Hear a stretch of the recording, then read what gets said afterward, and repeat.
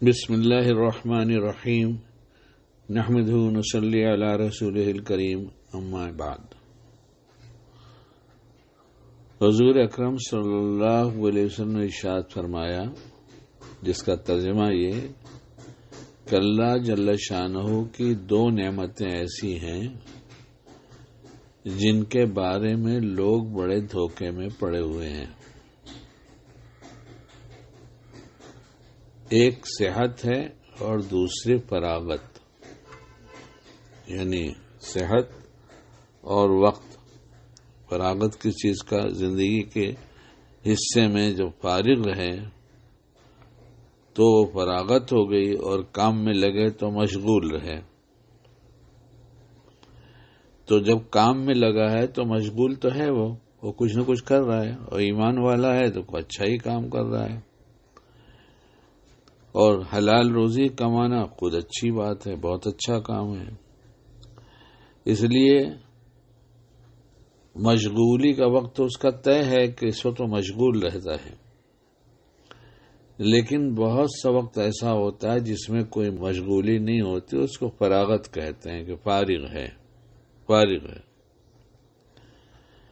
اب ہماری یہ عادت ہے کہ کام کے وقت کے کام کو تو ہم وقت کو سمجھتے ہیں کہ اس وقت ہمیں یہ کام کرنا ہے، لیکن جب فرصت رہتی ہے تو اس کو فرصت ہی سمجھتے ہیں کہ یہ کسی کام کے لیے نہیں ہے، حالانکہ یہ فرصت کا وقت بھی اسی زندگی سے نکل رہا ہے، زندگی سے ہی دیا جا رہا ہے۔ فرصت کا وقت جو جا رہا ہے زندگی سے ہی جا رہا ہے۔ اتنی زندگی ہماری جو فرصت میں گزر رہی ہے اتنی کم ہو رہی ہے، کام والی بھی کم ہو رہی ہے، لیکن کام والی کام کی ہے، اور جو فرصت میں کم ہو رہی ہے وہ بیکار ہے۔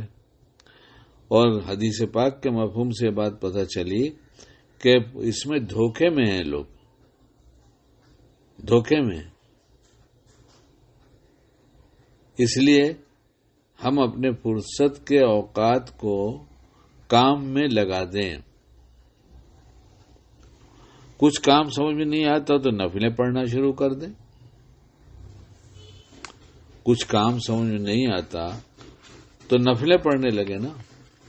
کتاب میں بات لکھی ہے کہ جس طرح فرائض و واجبات اللہ تعالی کی عظمت کا حق ہیں، اسی طرح نوافل بھی اللہ تعالی کی محبت کا حق ہے۔ اس لیے بندے کو کچھ نوافل کا بھی اہتمام کرنا چاہیے، اور ظاہر ہے کہ جب فرصت ہے تبھی کرے گا، یا فرصت نکال کے کرے یا فرصت کے اوقات میں کرے۔ طے کر لے کہ ہم اتنی نفلیں بھی پڑھیں گے، اتنا ذکر کریں گے، اتنی تلاوت کریں گے، اتنے اچھے کام کریں گے، اتنی دیر میں کوئی اچھی سی کتاب پڑھ لیں گے، اتنی دیر ہم اپنے گھر والوں کے ساتھ بیٹھیں گے، گھر کے احباب، بیوی، بچے، اماں ابا سب کے ساتھ بیٹھیں گے، ان کے ساتھ بیٹھ کر کچھ اچھی باتیں کہہ لیں گے، سن لیں گے، کوئی اچھی کتاب پڑھ کر سنا دیں گے، کوئی ہنسنے اور مذاق کی ایسی جائز چیزیں جس سے سب ہنس لیں، فرحت حاصل ہو جائے۔ یہ سب کام ہے، کام ہی ہے سارا۔ کام تلاش کریں گے تو ہر وقت کا کچھ نہ کچھ کام ملے گا، ورنہ تو عرض کیا کہ نفل پڑھ لیں گے اور تلاوت کریں گے۔ قرآن سے بہت دوری ہو گئی، اس کے لیے وقت طے نہیں کیا جا رہا ہے۔ اس لیے جب ہم طے کریں گے تو ایک شیطان بھی ایک کام طے کرے گا۔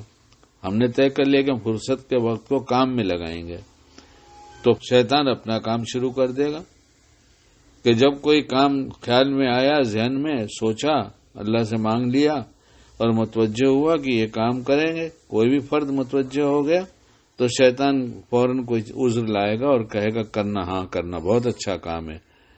یہ بالکل نہیں کہتا نہیں کرنا، کہتا ہاں بہت اچھا کام ہے، کرنا ضرور کرنا، اس وقت جو فلاں کام ہے وہ کر لو۔ تو وہ اس کام پر جس پہ بہت اجر ملنے والا تھا ٹال کر چھوٹے سے کام میں لگا دے گا، یا کسی اور مشغولی لایانی میں لگا دے گا۔ اس لیے دعا مانگ کر اللہ سے اپنے اوقات کو ہم صحیح جگہ لگانے لگیں، اور اس کی توفیق اللہ ہمیں دے دے کہ ہم اپنے اوقات کو صحیح لگائیں اور اپنی صحت کو بھی خیال رکھیں۔ اور صحت کے بارے میں تو بہت کچھ ہے کتابوں میں،